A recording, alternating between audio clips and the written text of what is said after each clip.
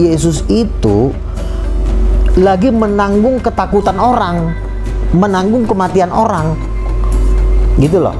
Kan Yesus itu kan punya daging. Daging ini kan kalau ditusuk sakit gak? Walaupun dia Tuhan, tapi kan dia menjadi manusia. Ini tetap sakit karena dia udah jadi manusia.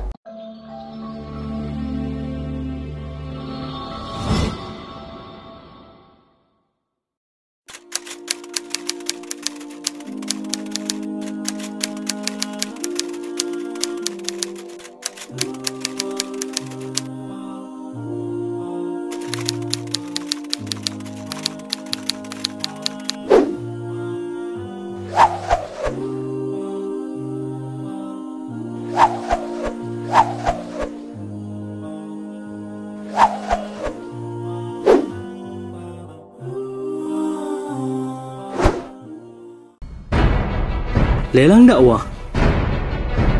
Lukisan mawar putih karya Meru Sandia, pelukis Indonesia yang diundang oleh Raja Salman. Dilelang dengan harga terbaik yang dananya 100% akan kami pergunakan untuk pembangunan Masjid Terpadu Hagia Sophia, Kota Malang. Lukisan mawar putih ini dilelang dengan harga 15 juta saja. Untuk muhsinin yang lebih dulu menghubungi kami.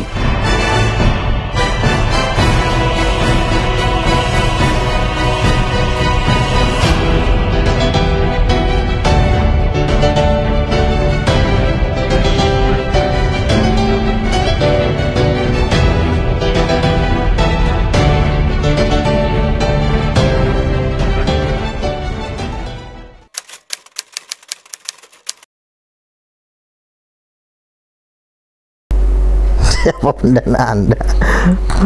Jadi begini, Tuhan mendanai kita dengan berbagai cara. Kadang-kadang si AMC mengatakan begini, Luga itu kasihan ya, beda dengan Saifuddin Ibrahim yang nggak ada. Kalau Luga itu kayaknya donaturnya sedikit gitu lah kan, sementara pendeta-pendeta lain pendananya. Pendanaan itu datang dari mana saja. Mungkin Tuhan sudah kita kasih dana duluan sehingga kita nggak perlu harus nungguin orang nyumbang, ya kan. Saya punya mama pengusaha penjual tanah. Kadang-kadang kalau dia laku tanah dikasih saya 15 juta, dikasih saya beberapa juta gitu loh. Jadi keluarga saya juga puji Tuhan bukan keluarga yang susah ya, artinya keluarga besar saya itu memang banyak yang pejabat ya kan, seperti abang sepupu saya, adik-adik saya, adik saya juga ada yang polisi, ada yang pengusaha gitu loh. Jadi ya mereka, karena mereka saya doakan ya mereka mensupport saya gitu loh. Jadi artinya yang namanya pendanaan itu nggak harus sumbangan transfer via rekening. Saya juga masih punya aset, saya masih punya ada tanah sekitar 1 hektar dan itu juga lagi saya bangun menara doa. Jadi yang pasti yang mendanai saya juga tentunya orang-orang GBI ya, orang GBI gitu loh. Jadi mereka juga banyak mensupport saya, kadang-kadang mentransfer saya uang gitu loh. Jadi pendanaan itu yang pasti dari, khususnya banyakkan dari kalangan GBI gitu.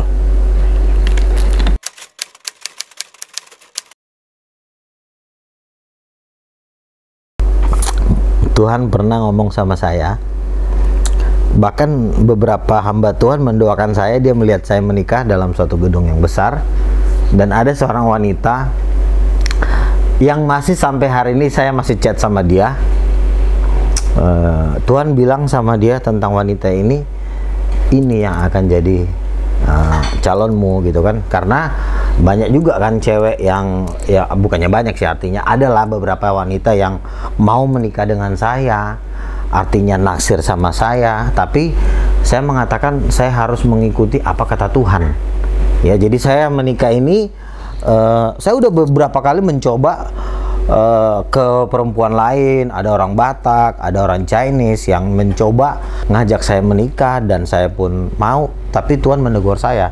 Ada satu orang perempuan dan Tuhan bilang dalam waktu dekat saya akan menikah dengan dia. Jadi saya bukannya tidak mau menikah, saya sangat ingin menikah gitu loh, tapi memang saya menunggu waktunya Tuhan gitu.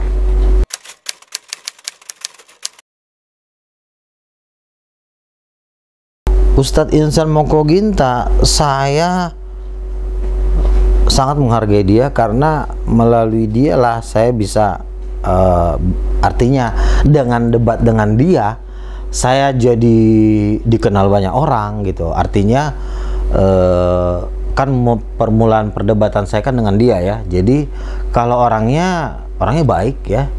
Dia kadang-kadang kalau saya mintain duit orangnya suka ngasih gitu, nggak pelit gitu ya. Jadi baiklah dia orangnya, dia pengertian gitu loh kan. Namanya juga dulu saya kan masih underground, kalau saya habis dialog sama dia nggak lupa ngasih saya ongkos gitu kan. Dia ya namanya dia menganggap saya namanya anak muda kan, jadi dia tahu oh nih Luga ini kayaknya kondisinya masih seperti ini ya, dia paham gitu loh. Jadi Ustadz Moko Ginta itu artinya bagaimanapun ya dia teman pertama saya debat, jadi saya sangat menghargai dia gitu loh. Dari dia lah kan saya bisa kenal yang lain-lain kan gitu kan gitu.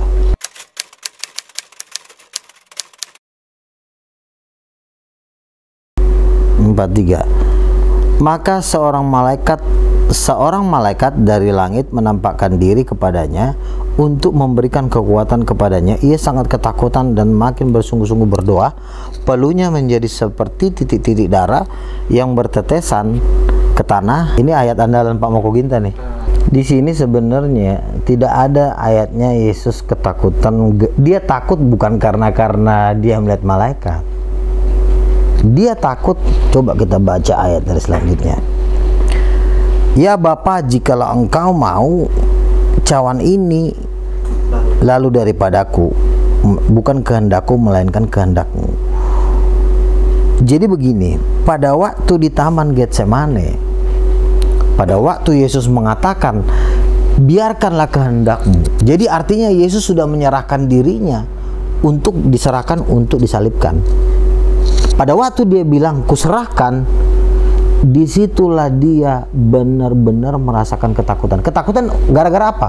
Bukan gara-gara malaikat, tapi dia merasakan ketakutan bahwa dia akan dibunuh. Dia akan dibunuh, dia akan disiksa. Ya, sama seperti orang pada waktu dia akan dibunuh, dia akan ketakutan. Dia akan dimatikan karena Yesus tahu, oke, cawan ini akan kuminum. Aku akan mati di kayu salib. Sejak saat itu dia mengatakan cawan ini akan kuminum, disitulah dia ketakutan. Kenapa? Karena dia akan tahu bahwa dia akan mati. Jadi pada waktu dia akan mati, dia sedang menanggung ketakutan dunia. Kan dikatakan oleh karena ketakutan di kitab Yesaya dikatakan kita menyangka dia kena tulap, padahal sebenarnya dosa kita lah yang dipikulnya. Jadi pada waktu Yesus itu takut, dia sebenarnya bukan takut sama malaikat, dia takut karena dia akan disalibkan. Dia akan mati karena semua dosa manusia itu dia yang nanggung. Karena dia mengatakan aku akan minum cawan ini.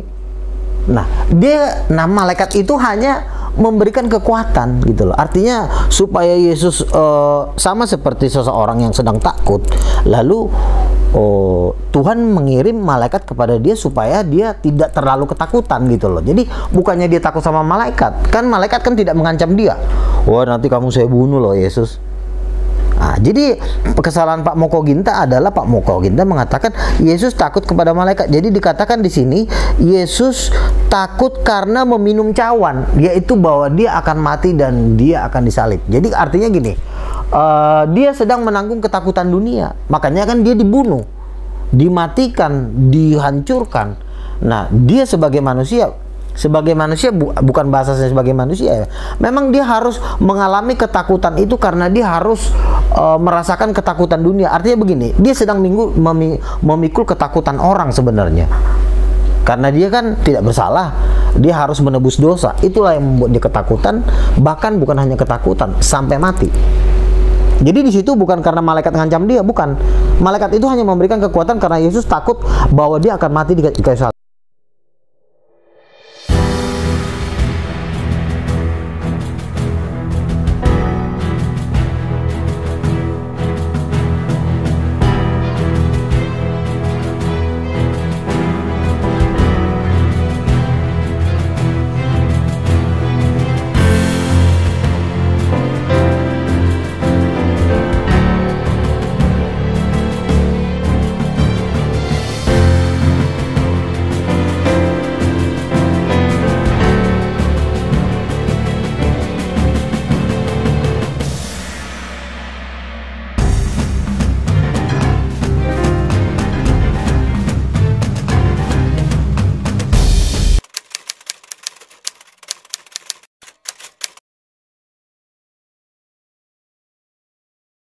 Gini,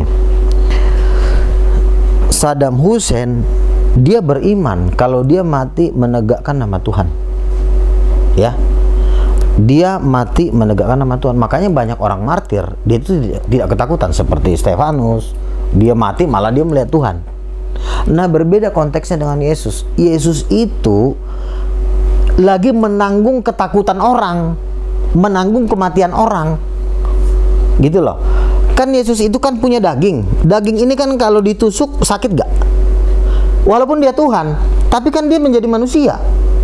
Ini tetap sakit karena dia udah jadi manusia. Tapi kalau dengan ketuhanannya, satu pun tidak ada yang bisa menyentuh dia. Diam kau, malaikat sudah menjaga dia. Tapi pada waktu Yesus menyerahkan, oke, untuk dosa manusia aku rela nih dihancurkan. Disitulah dia ketakutan. Pada waktu dia ingin menyerahkan dirinya untuk jadi tebusan itu, semua dosa manusia dia yang nanggung. Oh, bahkan bukan hanya takut, mati. Yesus kan bukan hanya takut, ketakutan masih biasa, tapi di atasnya ketakutan mati. Yesus kan mati, berarti di atasnya takut. Lebih seram lagi dari ketakutan, sampai mati. Makanya dia mati kan di kayu salib. Dan di kayu salib bilang apa? Ampunilah mereka sebab salah. Tapi yang jadi membuktikan bahwa dia Tuhan, dia kenapa dia bisa bangkit? Nah, berarti benar, dia benar menebus dosa. Kalau dia tidak menebus dosa, dia nggak akan bangkit. Sama seperti nabi yang lain tidak akan bangkit. Karena dia menebus dosa, itulah membuktikan bahwa dia memang menebus dosa, dia bangkit dari antara orang mati, gitu. Bahwa dia bisa. Nah, pada waktu Yesus bangkit dari antara orang mati, ada nggak yang berani mau nangkap dia? Udah bangkit loh dia. Wow. Herodes bilang, tangkap lagi tuh orang. Berani dia, bang. Orang juga mikir, Pak, udah disalibin, sudah mati, bangkit, ada yang berani nangkap nggak? Yang ada gue yang gila. Tapi kalau orang belum mati ditangkap, wajar. Tapi kalau orang mati nih, 3 hari bangkit, ada yang berani nangkap nggak? Ada nggak? Terdengar. Maka terdengarlah Pilatus memerintahkan untuk menangkap Yesus karena sudah bangkit dari antara orang mati. Nggak ada yang berani nangkap dia.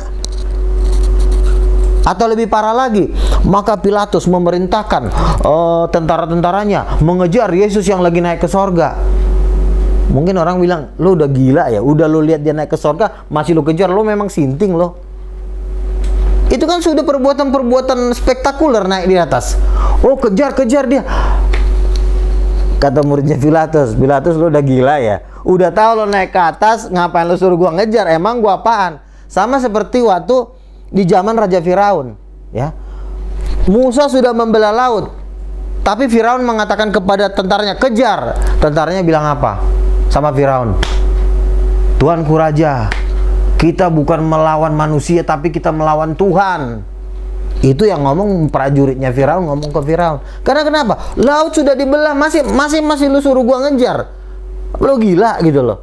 Nah, ini Yesus sudah bangkit. Siapa yang mau nangkap Yesus? Pada waktu Yesus bangkit dari antara mati, ada nggak yang nangkap? Maka Pilatus membuat investigasi pengejaran terhadap Yesus karena dia udah bangkit dari antara mati.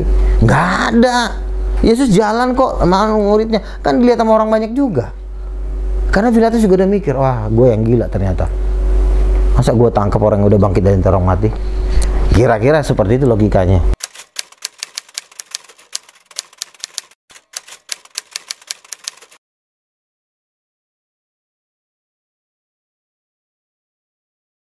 Ya, pertanyaan yang sangat bagus. Itu sama juga sama seperti seorang yang kaya raya. Pada waktu anaknya menangis, "Pak, aku sedih." Lalu karena orang kaya ini duitnya triliun, orang terkaya di dunia, pada waktu dia melihat anaknya menangis, apakah dia mengatakan, "Ngapain lo nangis? Gua aja kaya"? Enggak. Dia lepaskan kekayaannya. "Ada apa anakku?" Itulah cinta. Cinta itu nggak bisa dibayar dengan kekayaan. Tuhan menganggap manusia itu anaknya. Kalau itu anaknya, seorang ayah harus turun. Sekalipun ayahnya itu mau konglomerat sebesar apapun. Karena itu cinta. Karena cinta itu lebih mahal daripada kekayaan. Makanya Tuhan melihat anaknya mau ke neraka, dia nggak bilang, hilang dosa lo. Nggak begitu. Itu bukan cinta namanya.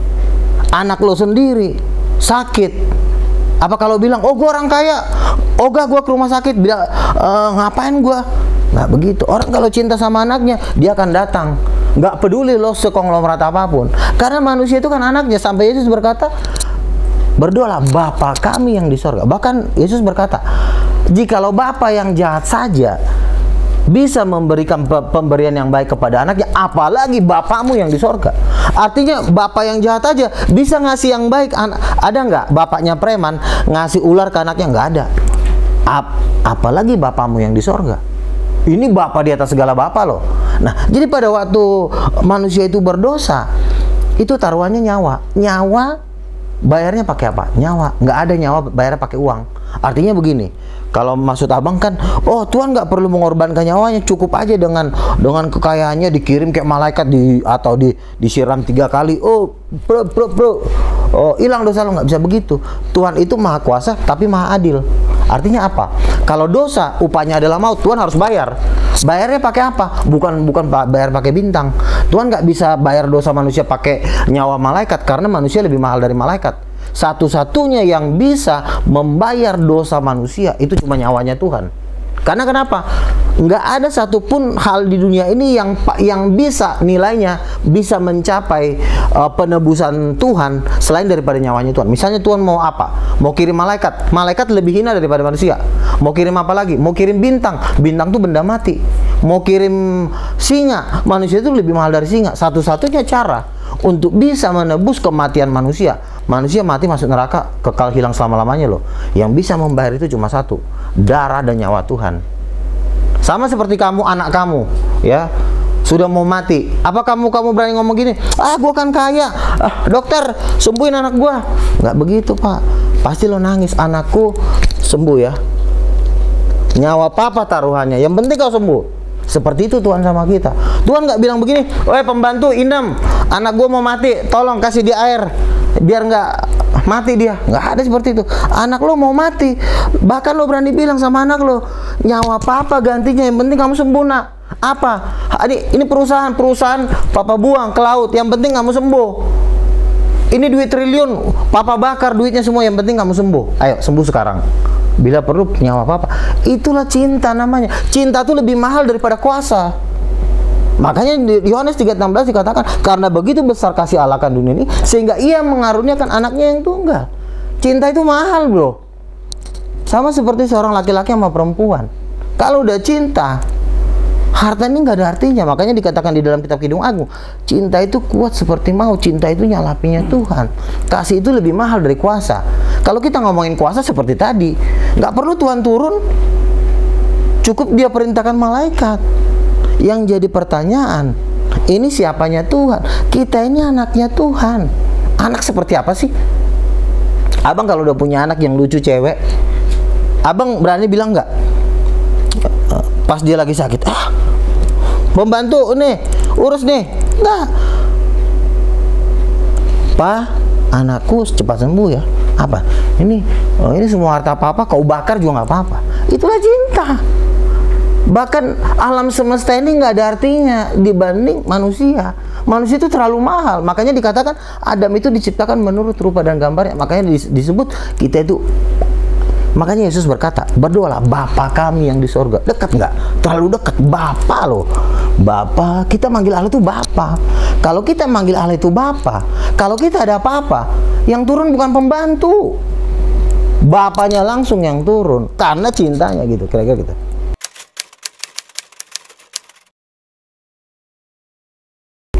Begini, saya sangat mengasihi orang Islam, tapi cinta yang saya rasakan di dalam Yesus Kristus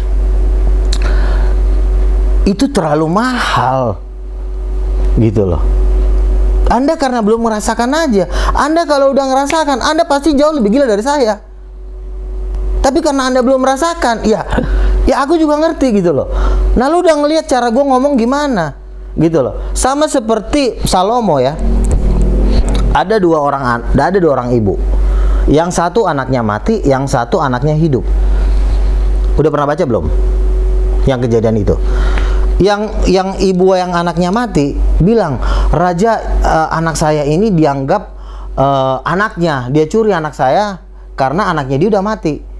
Gitu loh.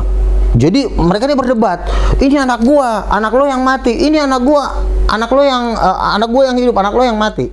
Jadi mereka berebutan karena anaknya yang satu mati ini sudah mati anaknya, jadi anaknya ini dicuri anaknya yang hidup ini.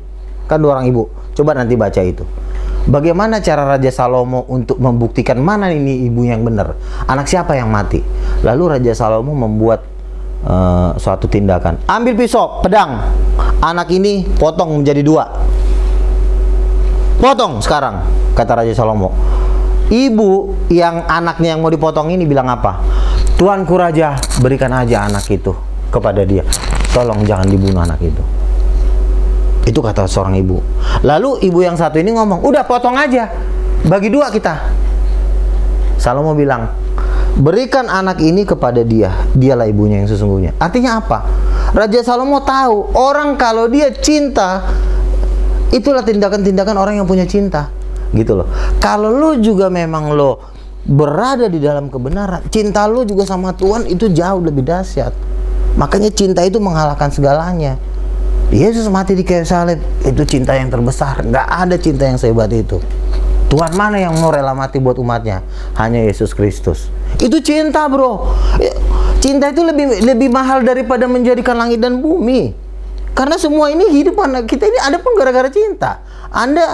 Anda bisa punya anak kan gara pacaran dulu karena cinta gitu loh. Jadi cinta itu lebih mahal. Makanya Tuhan itu maha kuasa, Tuhan juga maha adil. Jadi cinta itu perlu kita pelajarin gitu loh. Jadi kalau kamu katakan saya akan muslim, ya saya udah merasakan kok betapa baiknya Tuhan itu. Orang dia datang sendiri sama saya sampai gimana ya, kalau dia datang ciri khasnya cuma satu. Saya tuh sering nangis gitu. Nangis bukan karena sedih, karena udah terlalu indah gitu loh. Gimana sih Tuhan mau memberikan kita hidup kekal, ingin bersama-sama dengan dia selama-lamanya. Itu kurang dahsyat apa sih? Kita ini hidup kekal loh, akan selama-lamanya loh. Jadi bagaimana mungkin gue bisa melupakan dia yang sudah ngejadiin gua, yang gua memberikan gua makan sehari-hari, dan bukan cuma itu, dia akan memberikan gua hidup yang kekal sampai selama-lamanya tidak berkesudahan. Bagaimana mungkin gua bisa melupakan dia yang sangat mencintai gua? Karena kalaupun gua akan murtad, tetapi cintanya dia menahan hati gua. Lo milik gua, lo akan selama-lamanya bersama gua. Karena cuma dua pilihan, yang satu lautan api dan belerang, yang satu hidup yang kekal. Makanya kita harus perlu belajar tentang Tuhan, mana yang benar dan mana. Kita harus sungguh-sungguh sebenarnya. Banyak orang tidak mau gagal mengenal Tuhan karena dia tidak sungguh-sungguh mencari Tuhan. Akhirnya dia gagal mengenal Tuhan. Makanya kita dikasih Tuhan hidup selama 70 tahun, 80 tahun. Kita maksimalkan hidup kita untuk mencari Tuhan dengan serius gitu loh. Terima kasih untuk saudaraku untuk Mualaf Center Hagia Sophia, dan ya tentunya dari Pak Ustadz Moko Ginta ya, teman lama saya yang udah pergi, dan juga teman-teman di sini khususnya Ustadz Ifung yang mengundang saya. Saya kemarin sebenarnya berpikir ini gue datang nggak ya, nanti jangan kejadian kayak di Surabaya lagi. Udah aku janjian, malah nggak datang gitu kan. Tapi sebenarnya saya harus datang. Tadi saya sudah sempat berpikir, karena beberapa teman saya bilang sama saya, mereka itu bertanya cuma mau mencoba gitu. Tapi enggak deh, kayaknya kali ini gue harus datang gitu ya. Jadi puji Tuhan, terima kasih juga untuk teman-teman yang udah menyaksikan. Terima kasih juga Ustadz Ipung yang udah mengundang saya. Tentunya pertemuan kali ini adalah dialog cinta kasih ya. Saya sangat mengasihi Muslim. Semua gimana sih, kita ini ciptaan Tuhan loh gitu loh. Jadi yang membuat berbeda itu adalah mungkin kita sendiri ya. Tetapi yang Tuhan mau kita itu sebenarnya ya apa sih? Ya kan kita begitu enak gitu loh, dikasih minum, dikasih makan sama Tuhan gitu. Tentunya kita harus mengasihi ya. Jadi saya harapkan juga teman-teman di luar sana nggak tahu tiba-tiba saya harus ngomongin kasih, bahwa kita harus saling mengasihi semuanya. Terima kasih untuk malam hari ini teman-teman saya juga, abang-abang yang ada di sini yang udah mengambil kamera. Tuhan juga memberkati kalian, Tuhan mengasihi kalian, dan Tuhan memberkati kita semuanya juga yang mungkin menonton video malam hari ini. Terima kasih. God bless.